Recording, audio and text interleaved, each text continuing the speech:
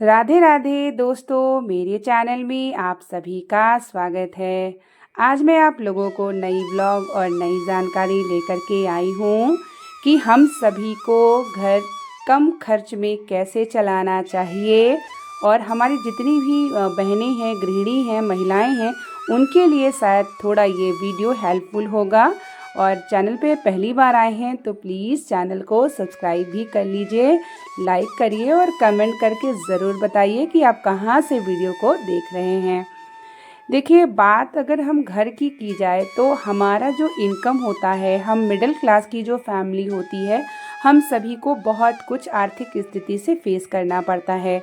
और हमारा जो घर होता है, परिवार होता है, गृहस्थ जीवन होता है, उसमें तमाम प्रकार की चीज़ें खर्च वाली हो जाती हैं। लेकिन अगर हम बहुत हिसाब से चलते हैं तो हमारा कम खर्च में घर बहुत ही अच्छे से चल पाता है। जी हाँ, हम महिलाएं गृहिणी के ऊपर पूरी रिस्पॉन्सिबिलिटी होती है और हम चाहें तो खर्च को बचा भी सकते हैं।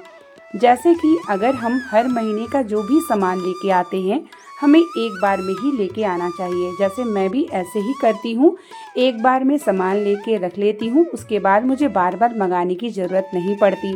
बार बार जब हम सामान को मंगाते हैं ना, तो वहाँ पे मेरे पैसे जो हैं हम सभी के खर्च ज़्यादा हो जाते हैं।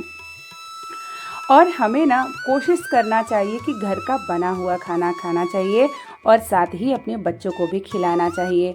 जैसे कि अगर हम बार बार बाहर खाना खाने जाते हैं या हम ऑनलाइन ऑर्डर करते हैं, तो उससे हमारे हेल्थ पे भी इश्यू होता है और हमारा खर्च बढ़ जाता है।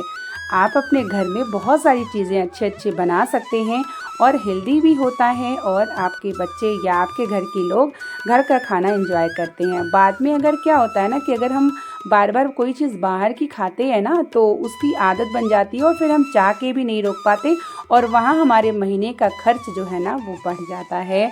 और इन छोटी छोटी चीज़ों से ना हम अपने खर्च को बचा सकते हैं। जैसे कि हर महीने हमें घी निकालना होता है, घी मंगाना होता है, तो मैं क्या करती हूँ ना कि दूध की मलाई से स्टोर कर लेती हूँ और उससे घी निकाल लेती हूँ, जिससे मुझे घी मंगाने में, जैसे मुझे हाफ़ केजी में घी मंगाती हूँ और हाफ़ केजी मेरा घर से निकल जाता है, तो मेरा ये काम, मतलब घी तो बहुत कॉस्ट है ना, तो अगर आप घी निकाल सकते हैं घर में तो आप निकालेंगे तो प्योर भी होता है और हेल्दी भी होता है, साथ ही हमारा पैसे भी बचते हैं। और क्या होता है ना कि हर घर में काम वालियाँ होती हैं, तो उसमें बहुत सी जगह ऐसी होती है, जैसे मैं जहाँ रहती हूँ ना वो बहुत कॉस्ट है मेड लोगों का, तो मैं क्या करती हूँ ना कि मैं हर एक काम को एक समय पे रखती हूँ, तो मैं खुद से सारा काम करती हूँ। खुद से काम करने से क्या होता है ना कि मेरा मानसिक संतुलन बना रहता है, शरीर भी स्वस्थ रहता है, पैसे भी बचते हैं। साथ ही अगर हाथ पैर चलता रहे ना, तो इससे अच्छी कोई बात ही नहीं होती है। अगर एक चीज़ की आदत बन जाती है ना, अगर मैं बहुत साल पहले मैं लगाई थी मेड को, और अगर 2 दिन नहीं आती थी ना तो मुझे बहुत बुरा लगता था, मेरा काम फैला रहता था। और अब मैं बस रूटीन में रहती हूँ तो मेरा सारा काम हो जाता है और इससे मेरा जो 2,500 से 3,000 रुपया है ना, वो भी बच जाता है। तो वो मैं क्या करती हूँ ना कि वो मैं अपना रखती हूँ, जिससे मुझे आगे काम आए।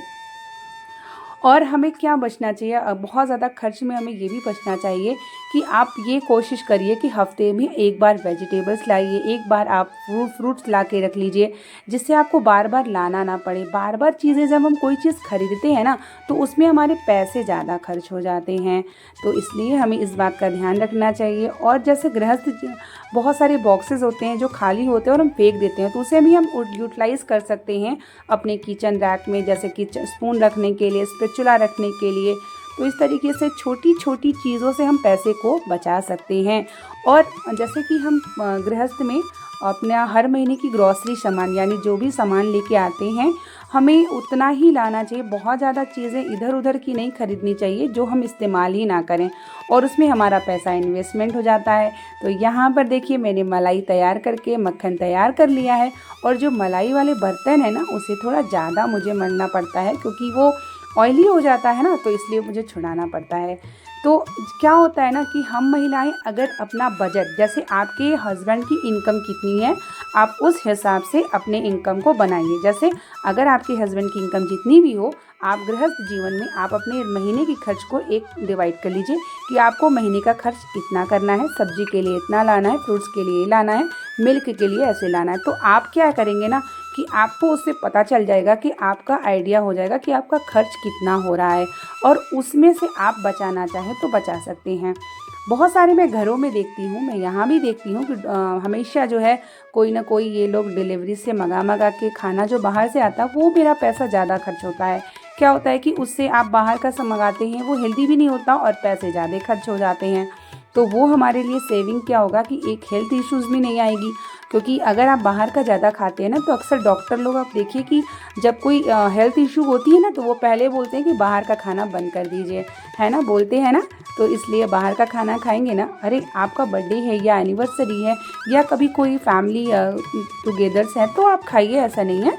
लेकिन हाँ, कोशिश करिए कि ज़्यादा बाहर खाने से बचिए, जिससे आपका पैसा भी बचेगा और हेल्थ भी आपका अच्छा होगा। मैं पूरी कोशिश करती हूँ, मैं अपने बच्चों को पिज़्ज़ा बर्गर से बहुत दूर रखी हूँ और मैं कोशिश करती हूँ कि घर पे ही अगर उनको मन है तो बना दूँ। कभी कभार मैं नहीं बोल सकती कि मैं बाहर नहीं खिला सकती। और साउथ में तो डोसा वगैरह बहुत अच्छा होता है, तो वो हेल्दी भी होता है और बहुत ज़्यादा कॉस्ट भी नहीं होती है। दूसरी चीज़ें हैं कि अगर आप जैसे कि कोई अपने पैसे का जो इनकम, जो हस्बैंड का इनकम आता है, उसमें से आप थोड़ा सा ना दान के लिए निकाला करिए। जैसे किसी मंदिर में सेवा के लिए दे सकते हैं या आप किसी ऐसे व्यक्ति को दे सकते हैं जिससे मतलब उसके चेहरे पे खुशी आ जाए। तो ऐसे करने से क्या होता है ना, आपका इनकम बढ़ता है। आपकी महीने की इनकम ना आप करके देखिए, मैं तो करती हूँ तो मुझे बहुत फ़र्क पड़ता है कि आप अपनी इनकम का 1% कहीं ना कहीं दान में ज़रूर लगाइए और ऐसी जगह लगाइए जिसका आपके ऊपर प्रभाव पड़े। ऐसे लोगों को ना दीजिए जो आपके पैसे का व्यर्थ करें। साथ ही पैसे को ना हम जैसे जब भी आपका पैसा, जो भी इनकम है, आपका सोर्स है आपका, उस इनकम को आपको क्या है ना कि आप 1% को सेविंग करके ज़रूर रखिए। जैसे कि आपका जो इनकम आता है उसमें आपको कितनी खर्च है, क्या है, वो सब आपको बना के रखना है। उसके बाद अपने सेविंग के लिए भी आपको ज़रूर रखना चाहिए।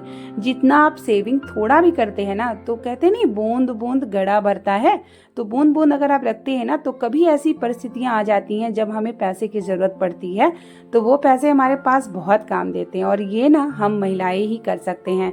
अगर आपके लिए पर्सनल कुछ पैसे मिलते हैं ना तो आप उसे बचा के रख सकते हैं।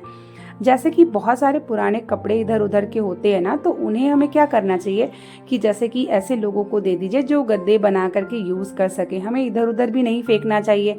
अगर आपका इंटरेस्ट है सिलाई उलाई का तो आप उससे बहुत सारी चीज़ें बना सकते हैं। और सबसे पहला मुझे क्या होता है कि मैं बाहर के खाने को स्किप करती हूँ और घर में मेड नहीं लगाई हूँ, खुद से काम करती हूँ और मैं बहुत ज़्यादा फास्ट फूड घर में नहीं लाती, जिससे मेरा पैसा बचता है और मैं वही चीज़ बनाती हूँ जो हमारे बच्चों के लिए, हमारे हस्बैंड के लिए, हमारे लिए हेल्दी हो। साथ ही मैं पैसे की कुछ बचत भी करती हूँ जिससे बुरे वक्त में हमें काम देता है। तो इससे हमारा जो है ना, जब भी ऐसी कोई कंडीशन आती है तो वो रखा हुआ पैसा बिल्कुल याद आता है कि अरे मैंने तो ये पैसे रखे हुए थे, शायद वो मेरे काम आ जाए। और बिना वजह की चीज़ों को खर्च से बचें, यानी बहुत आपकी ज़रूरत हो तभी आप पैसे को खर्च करें। अगर आपको कोई भी शॉपिंग करनी है तो एक बार शॉपिंग कर लीजिए, बार बार ऑनलाइन शॉपिंग से भी हमें बहुत, क्योंकि एक बार क्या होता है ना, मन बहुत कर जाता है कि नहीं ये भी लेना, लेकिन हमें अपने खर्च के हिसाब से, अपने इनकम के हिसाब से अपने खर्च को बनाना चाहिए, जिससे हमारा मन पे ना किसी भी प्रकार का प्रभाव ना पड़े और हमें ना किसी के सामने हाथ फैलाने की ज़रूरत ना पड़े। यहाँ मेरा घर का काम भी हो रहा था और मैं आप लोगों को छोटी छोटी एक्सपीरियंस अपनी शेयर कर रही थी। जो मैं करती हूँ ना, वही मैं सोचती हूँ कि मैं आप लोगों को भी शेयर करती रहूँ। मैं घर का काम करती हूँ ना तो मेरे मन में फालतू बातें भी नहीं आती और शरीर भी थकता है, हाथ पैर चलता रहता है, तो किसी की ज़रूरत कभी भी ना पड़े, यही प्रार्थना भगवान से मेरी चलती रहती है। तो उम्मीद करेंगे कि ये व्लॉग आपको पसंद आया होगा। बने रहिए मेरे चैनल पे, जो भी मैं शेयर करती हूँ आप लोग लाइक कमेंट ज़रूर किया करिए और वीडियो को ना ढेर सारा प्यार ज़रूर दीजिए। मिलते हैं नेक्स्ट वीडियो के साथ, तब तक के लिए राधे राधे, जय श्री।